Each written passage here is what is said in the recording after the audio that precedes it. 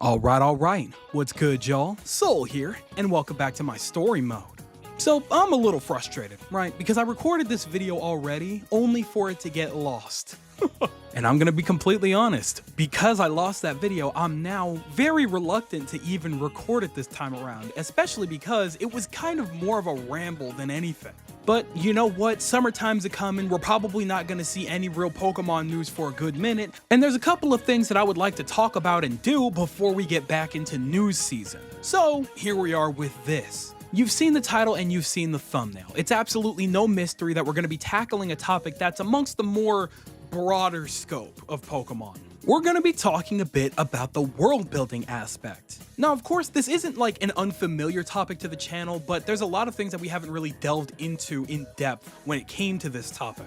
So, since we're all here, why don't you go ahead, get cozy, grab a blanket, grab one of those super ugly Sonic the Hedgehog popsicle sticks and mix it in with your mac and cheese, and let's go ahead and talk about some of the world building aspects that I would like to see going into the future of Pokemon. Now, of course, there's a lot of other issues that the Pokemon franchise really needs some work on, right? From consistent graphical issues to consistent technical issues to the lack of content sometimes. Yeah, they're struggling in a couple of areas. But I feel like something that a lot of people don't talk about as much is the environmental storytelling problem as well as the world building. Now, naturally, of course, this isn't really a recent problem, and it's not really a consistent problem either, because there have been a couple of games in the past that I feel have gotten it way more right than even more recent entries in the series. However, I just recently got through playing through both Breath of the Wild as well as Tears of the Kingdom again, and I have to say, yeah, there's a lot of things that they could do so much better in these worlds that it's starting to get a little frustrating, you know? Going back and forth from those games to pretty much any Pokemon game really showed me how much world building work these games need. Now, I have a couple of things listed here, nothing too crazy, and a lot of them do involve more NPC work. For example, and this is something that I feel like I've brought up before at least one time, however, I would love to see NPCs doing more things outside of towns, outside of just being trainers. Now, of course, it's not like Pokemon has always done bad with its NPCs doing things outside of towns and things like that. But since we've moved to a 3D environment where the camera is behind the character and we can physically see what these NPCs are doing, I feel like we can get a little more active.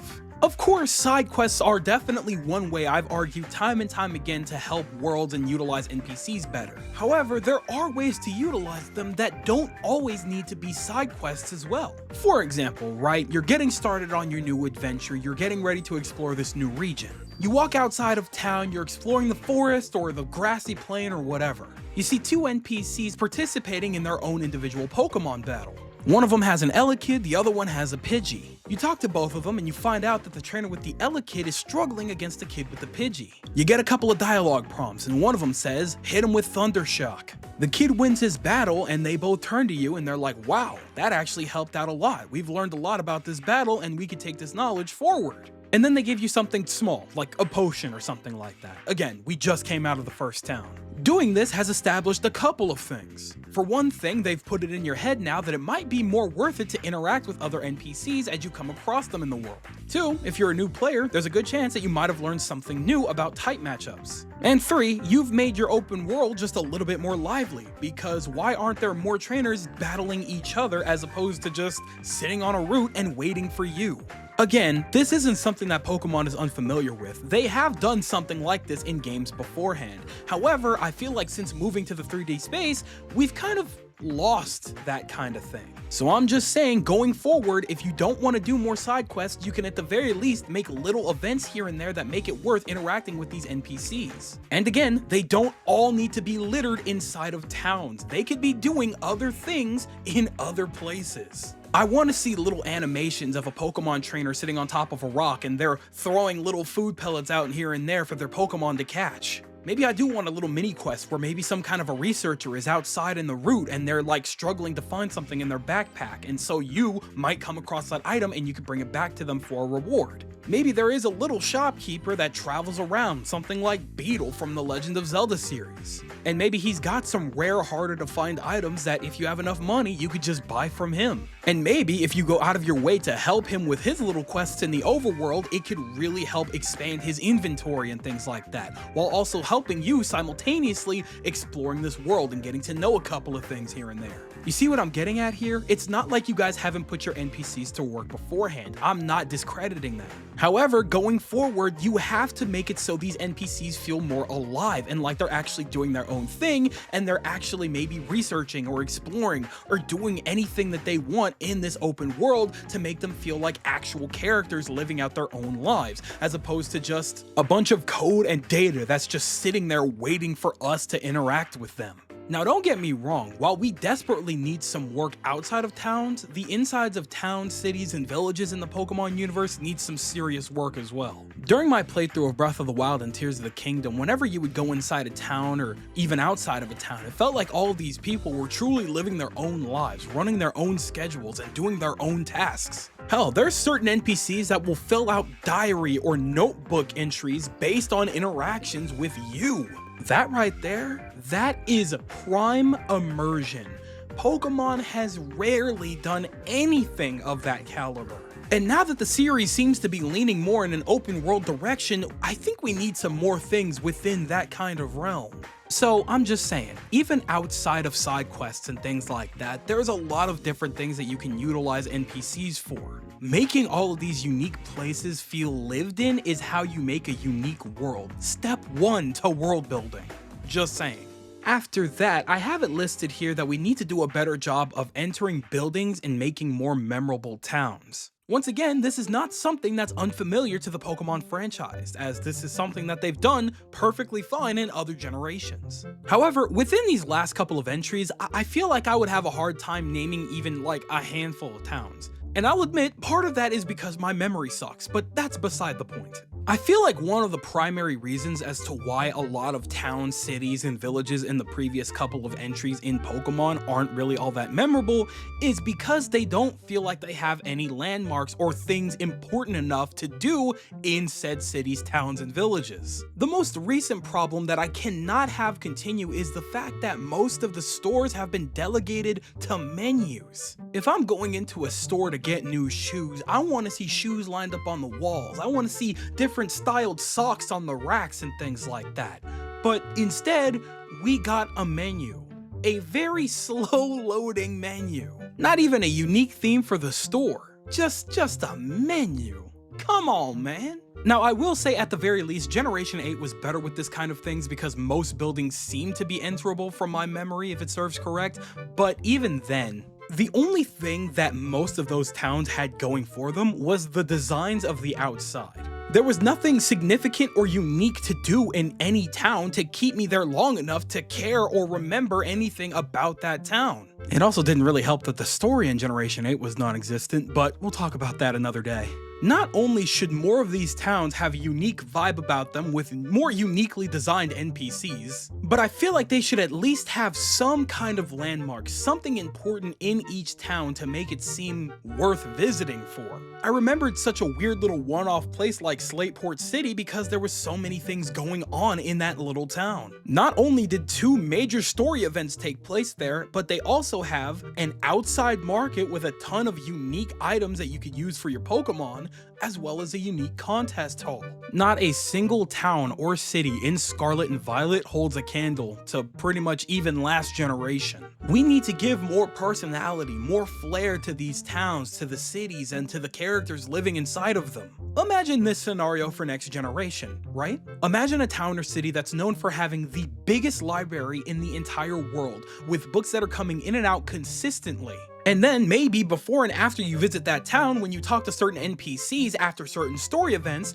they'll tell you, hey, this library just got a ton of new books for recipes on sandwiches and stuff like that. So now you're thinking, oh, you get more stuff in that library every single time you do a major story event, so I have a reason to come back. So now, not only have you given a purpose to more NPCs, but you've given a landmark to a town that you will probably consistently visit because it's of some use to you. You know what? Even more fun. I got you. Check this out. Maybe there's an NPC that wants to build their own cafe. Maybe it's some kind of a side quest that you actually want to go out of your way to help out with. In your own time, you're on your own journey gathering supplies and information so that you could think back to that NPC that's waiting on you to bring some stuff back. This unique cafe is in this one location that you're probably going to come back to often so that you can utilize that cafe for different drinks and stuff like that for your Pokemon, or maybe you can get some friends online and come to this cafe and play some card games or something like that.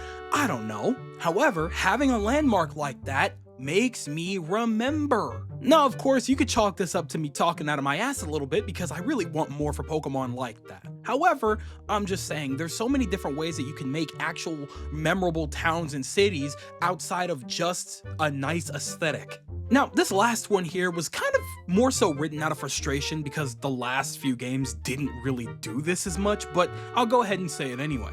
You guys should not be afraid of like huge main story or side quest events changing the environments a little bit. I always think back to that one moment in Gen 4 where Team Galactic set off a bomb that opened up an entirely new area in what used to be a forest for an entire story event. I think back to that and I'm like, when is the last time we've had something like that? I think about Gen 5 when they froze over the entire city.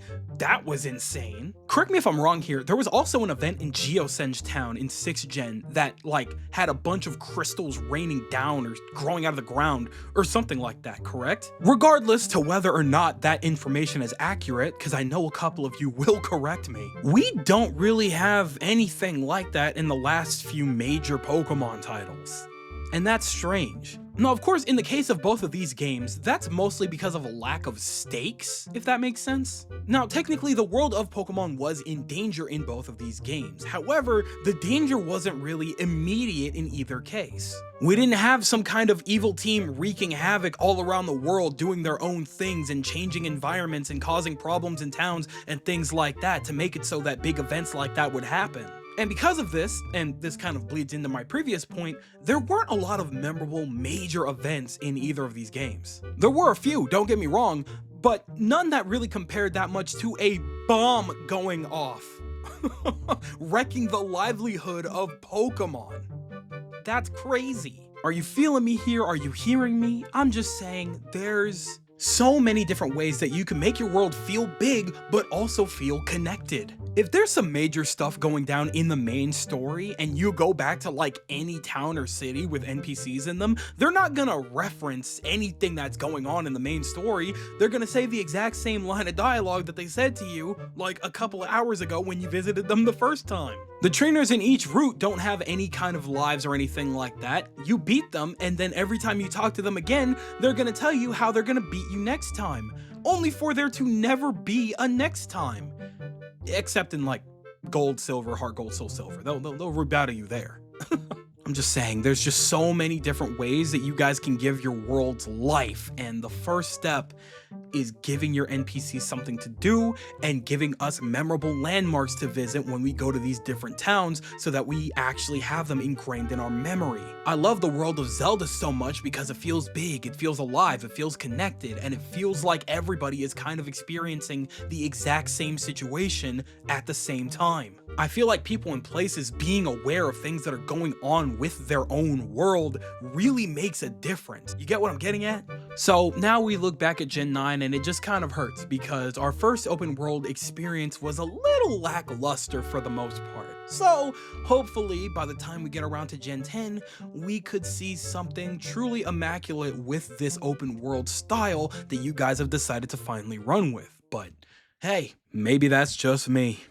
So that just about does it for this one. My original version of this was much longer, but I can't for the life of me even remember what I was rambling on about because I was definitely having a little more fun the first time recording this because I was really coming up with a lot of scenarios and idea on the fly and things like that, but eventually it got lost. There was nothing I could do about that, so I just had to re-record this version here. So it's a little more niche, more subtle, but hey, you know, whatever. We're just having a little chit chat. It doesn't really matter at the end of the day. And maybe if I remember some of the things that I talked about, it could come up in another video. But for now, I'm passing my mic over to you, and you're gonna go ahead and tell me what you guys are thinking in the comment section below. Do you think that Pokemon could use some serious work with this world building? Do you think that I'm on the right path and maybe they could add some more lively NPCs and more lively environments and things like that? Or am I absolutely tripping? I'm out of my mind. Pokemon worlds are fine, their environments are good, their world building is perfectly fine, and we don't need to touch on that. Tell me everything that you guys are thinking in your comment section below, because you know for a fact that I'm always gonna be down there with you guys. But with that, it does appear to finally be Skedaddle o'clock, so I'm gonna go ahead and do just that. I'd like to thank you guys ever so much for watching. I truly do hope you enjoyed. Do me the greatest favor of dropping a like and a comment, and consider subscribing for more content just like this here. And with that, I'm gonzo. Thanks again, hope you enjoyed, and I'll be seeing you guys in the next video. Do me the greatest favor, taking good ass care, and I'll see you all next time.